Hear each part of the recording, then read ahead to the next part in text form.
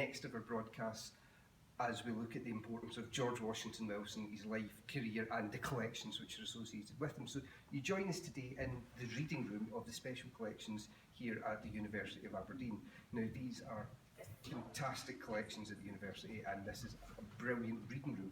The collections that are here cover more than 500 years worth of collections from the university, but one of the the jewels in the crown of this is the George Washington Wilson collection, which comprises over 37,000 objects within the collection itself. And to talk about that, I'm joined by my colleague Andrew McGregor, who's archivist here at Special Archivist, Collections. yes. So thanks for joining us, Andrew. Welcome to Special Collections. Yeah, so I guess just to remind viewers that the reason we're talking about George Washington Wilson, aside from the fact that it's so terrifically important, is the fact that the eminent historian in George Washington Wilson, Roger Taylor, is about to publish his new book, looking at the collections, looking at the importance of George Washington Wilson, and he's going to launch that book up here along with Brian May, the lead guitarist from Queen, on Thursday the 16th of August. This is our flyer for the event.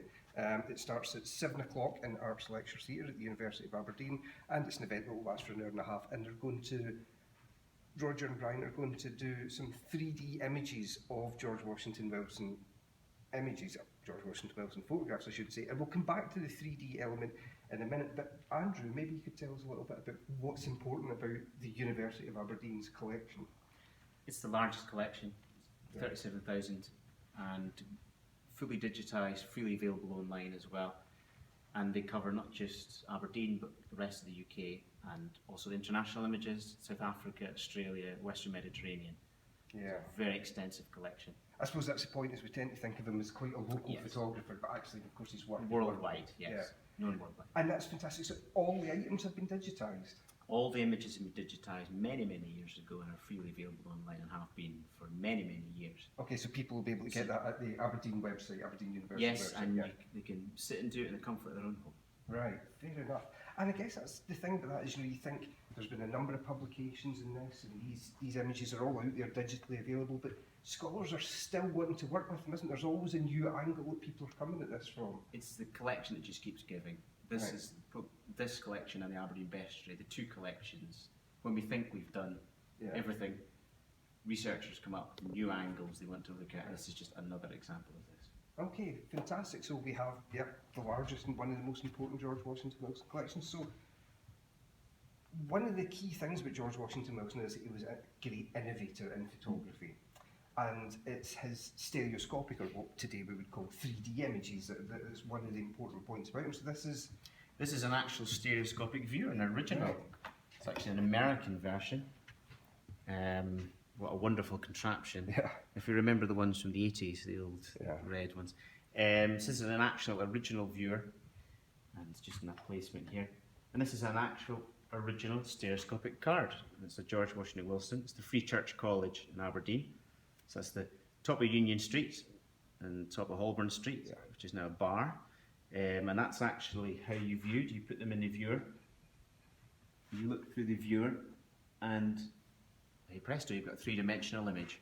Well, like 3D television of the Edwardian era. Quite. I mean, alas, we can't share with viewers this today, but if you do come along at the event on the night, you'll be able to see these images as they were meant to see. It actually works really well. It is actually, you think this is quite low technology, but actually, when you first look at it, it takes a while for your eyes to kind of adjust, and then bang, you see the image, and it is quite a startling image. And that's people who are used to computers and television. Can you imagine what it was like for the people in those days? Indeed. I mean, this is the sort of the classic image of the early cinema with a train coming towards the screen, people running out. Okay, not quite that, but the clarity here is good, and a real sense of depth and perspective. Yes, and that's exactly what the Brian May. This is the Brian May's version. It's called the Owl Stereoscopic Viewer, and he's basically taken same technology and created the Owl Viewer, and this will be available with the George Washington Wilson, the new book. Right. It's basically flat pack, and you make it yourself. Right. So that is now that. Yeah. And this is possibly nicer, I think, isn't it? Yeah. Possibly nicer, but in the new book you'll be able to look at the George Washington Wilson images through Brian May's That's the key point, isn't it? The same result. Brian May has done is really brought this back to life and enabled people to see these as George Washington Wilson intended at the time. So that's great. Well, thanks very much for talking us through that, thanks. Andrew. And ladies and gentlemen, hopefully we'll be able to see you on Thursday the 16th of August in Arts Lecture Theatre. Tickets are available online. They are selling out just now. So, do go to Eventbrite and search for George Washington Wilson and get your tickets there. Thanks very much. Bye-bye.